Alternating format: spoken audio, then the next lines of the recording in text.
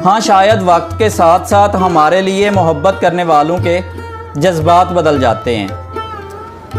उसकी वजह या तो हमारी गलतियाँ होती हैं या फिर उनकी ज़िंदगी में कोई हमसे बेहतर इंसान आ जाता है। फिर मैं अकेले बैठा बैठा सोचता हूँ कि क्या दो मोहब्बत करने वालों के दरमियान तीसरे की जगह होती है? अगर फिर भी कोई तीसरा आ जाए तो समझ लीजिए कि मोहब्बत थी ही नहीं। और कभी कभार ऐसा होता है कि कोई तीसरा नहीं आता,